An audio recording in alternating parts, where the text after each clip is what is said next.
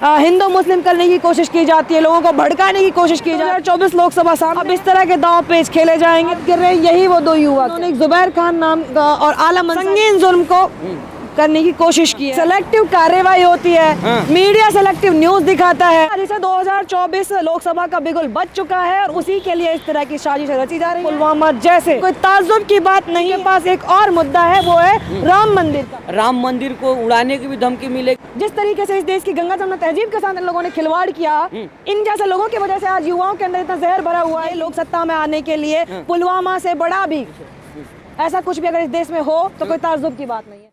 जुबैर खान नाम का शख्स जो है ईमेल करता है और कहता है कि राम मंदिर को उड़ा देंगे। किस तरह से आप देख रही हैं इसको?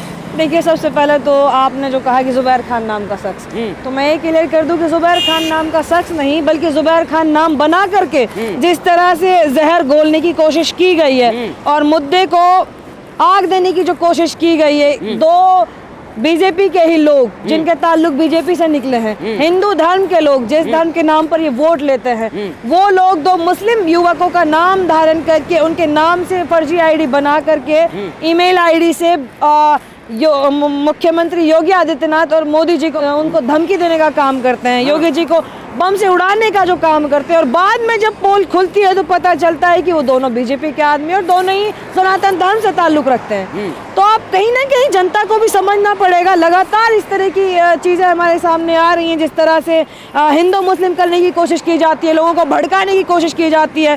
साफ है 2024 लोकसभा सामने है, 24 शुरू हो चुका है। अब इस तरह के दांव पेच खेले जाएंगे और इस तरह के, मुझे तो लगता है, उम्मीद है जिस तरह से देश में राजनीति हो रही, किस तरह के और भी कांड सामने आते रहेंगे। मैं आपको दिखाऊं, अभी जिन दो युवकों की आप बात कर रहे हैं, यही वो दो युवक हैं, ओम प्रकाश मिश्रा जी और ताहर सिंह जी।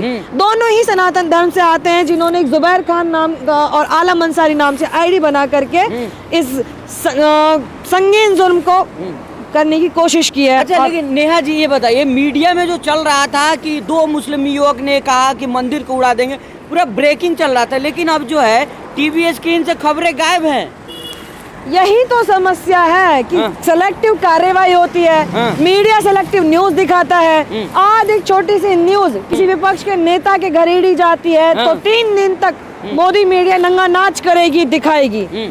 राहुल जी दोबारा यात्रा लेके आ रहे हैं, वो कौन से शूज पहनेंगे, सर्दियां हैं इस बार भी, अंदर उन्होंने थर्मल वियर पहना है कि नहीं पहना है, हाफ बाजू में क्यों है, ये पूरा जब तक यात्रा चलेगी मीडिया सवाल उठाता रहेगा। लेकिन जो इस देश के मुद्दे हैं, अभी BHU में हाल ही में जो हुआ, आपने देखा कि पिछले 10 साल में जो चीजें होती आई हैं, कभी किसी MLA पर छेड़खानी का जुर्म है, कभी कोई रेपिस्ट साबित हो रहा है और 10 साल की सजा अभी कई महीने पहले ये हुआ है। तो इसी तरीके से BHU की घटना में 3 शख्स जो BHU के अंदर घुस करके बंदूक की नोक पर रेप करते हैं, और न केवल रेप करते हैं, रेप करने के बाद इतनी बुलंदी के साथ मध्य प्रदेश चुनाव में बीजेपी का चुनाव प्रचार करते हैं और 60 दिनों बाद कहीं जाकर मुद्दा तूल पकड़ता है तो उनकी गिरफ्तारी करनी पड़ती है। और तीनों के ताल्लुक बीजेपी से जुड़े हुए दिखाई दिए। तथ्य सामने आए कि वो बनारस के IT सेल के हेड थे।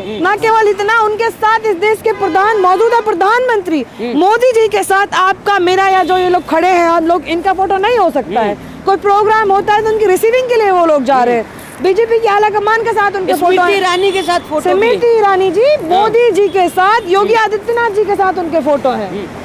तथ्य तो यहाँ तक है कि वो इनकी IT सेल के बंदे हैं। अच्छा, लेकिन नेहा जी ये बताइए, अगर सच में अगर जुबैर खान होता या नेहा खान होता या राशिद होते, क्या होता माहौल उस समय? मैं यही दोनों मुद्दे, अभी जो मैंने BHU का भी और अभी जो ये फर्जी जो ये धमकी मुस्लिम युवकों के नाम पर दी गई है, मैं यही आपको समझाना चाह रही हूँ कि अब मैं ये पूछना चाहती हूँ योगी जी से आपके चैनल के माध्यम से कि कहाँ गया आपका बुलडोजर। बुलडोजर की बात करते हैं ना कि अपराधियों पर, क्या अपराधियों में भी भेदभाव होगा? अपराधियों में भी भेदभाव होगा कि किसके घर गिराए जाने हैं, किसके नहीं गिराए जाने। जो अपराधी नहीं भी होता है उस पर भी आप कार्रवाई कर देते हैं। कोई अगर आपकी सरकार के खिलाफ आवाज उठाने की कोशिश करता है, आप किसी पर देशद्रोह लगा देते हैं, किसी नेता को, विपक्ष के नेता को ED और CBI से डराने का काम करते हैं। मांग कर जब इनके कार्यकर्ता, इनके नेता, इनसे जुड़े हुए लोगों की बात आती है तो बुलडोजर कहाँ चला जाता है? तो आप चाह रही है दोनों लोगों के घर पे बुलडोजर चले? बिल्कुल चाहती हूँ। जिस तरीके से इस देश की गंगा जमुना तहजीब के साथ इन लोगों ने खिलवाड़ किया, इन जैसे लोगों की वजह से आज युवाओं के अंदर इतना जहर भरा हुआ है कि लोग एक दूसरे के प्रति इतनी नफरत मन में भरी हुई है, लोग इस कदर चिढ़ रहे हैं एक दूसरे से, सब इन्हीं जैसे लोगों की, इन्हीं जैसे युवाओं के बदौलत ये हो रहा है। लेकिन लोग तो कह रहे हैं कि मुस्लिम में चिढ़ रहे हैं, मुसलमान जो है परेशान है राम मंदिर की वजह से। आप देखिए ना, अगर मुस्लिम अगर चिढ़ रहे हैं तो फिर मिश्रा को और ताहर सिंह को मुस्लिम बन करके क्यों ईमेल आईडी से फर्जी धमकी देनी पड़ रही है और बम से उड़ाने की बात करने क्या लग रहा है, आप क्या साजिश रच रहे थे? बिल्कुल साजिश है। 2024 लोकसभा का बिगुल बज चुका है और उसी के लिए इस तरह की साजिश रची जा रही है। जिस प्रकार पिछले इलेक्शनों में भी आप देख रहे हैं कि पुलवामा जैसे इतनी बड़ी बड़ी घटनाएं हुई हैं, कोई ताज्जुब की बात नहीं है अगर इस बार भी इस तरह की हरकतें सामने आती हैं। लेकिन इस बार इनके पास एक और मुद्दा है, वो है राम मंदिर का, जिसको भुनाने के लिए जिसके मतलब प्रचार प्रसार करके गलत तरीके से लोगों के सामने रख के कि हम राम को लाए हैं। मुझे तो शर्म आती है कि मतलब कैसे राम के अनुयायी हैं, क्या किसी मनुष्य की, किसी इंसान की इतनी औकात है कि वो राम को ला सके। राम को इतना छोटा बना दिया, उनका बाल रूप बना करके एक पोस्टर वायरल हो रहा था, मैंने देखा था, आप लोगों ने भी देखा होगा कि मोदी जी इतने बड़े हैं और राम जी का बाल स्वरूप है, उनको उंगली पकड़ करके राम मंदिर लेके जा रहे हैं। लोग कह रहे हैं घर दिलवाए हैं ना मोदी जी, तो ले जा रहे हैं। मतलब अब नौबत यहाँ तक आ गई है कि आज एक इंसान जिसको खुद की अपनी सांसों का भरोसा नहीं है कि कल मैं जीवित हूँ या नहीं हूँ, एक आम इंसान अब भगवान को लाएगा। भगवान को इतना छोटा कर दिया कि आप उसको उनके घर लेके आ रहे हो, उनको पक्का घर दिलवा रहे हो। कह तो रहे मोदी जी पूरा अयोध्या में कि सबको पक्का मकान मिला, श्री राम को भी मिल गया। कुछ तो शर्म करें मोदी जी, कुछ तो शर्म करें। और कुछ ये जनता जिनकी आंखों पर पट्टी बंधी हुई है, जिस राम के नाम पर आप वोट दे रहे हो, उस राम की इतना अपमान मुझे नहीं लगता कि कभी किसी राजनीतिक पार्टी और किसी नेता ने कभी किया होगा जितना अपमान इन लोगों के राज में हो रहा है। सत्यपाल मलिक का जो बयान आया था, उन्होंने कहा था कि राम मंदिर को उड़ाने की भी धमकी मिलेगी और 24 में इसको मुद्दा बनाया जाएगा। क्या लग रहा है कि ये सब ईमेल जो किया गया मुस्लिम नाम से, ये सब उसी का जो जाल है क्या ये? बिल्कुल बिल्कुल, मैं सत्यपाल मलिक जी से सहमत हूँ और उन्होंने ये एक बार नहीं, वो कई बार ये कह चुके हैं कि ये लोग सत्ता में आने के लिए पुलवामा से बड़ा भी ऐसा कुछ भी अगर इस देश में हो तो कोई ताज्जुब की बात नहीं है। ये सत्यपाल मलिक जी ने मीडिया के सामने, पब्लिक के सामने एक बार नहीं कई बार बोला है।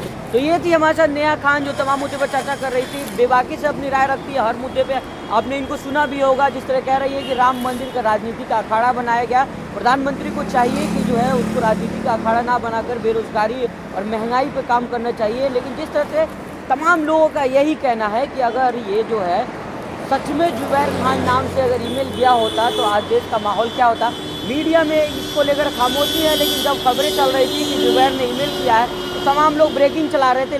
लेकिन अभी जो है टीवी स्क्रीन से खबरें गायब हैं। आपको कैसी लगी वीडियो, हमें कमेंट करके ज़रूर बताइएगा। वीडियो देखने के लिए बहुत बहुत शुक्रिया आप सभी का।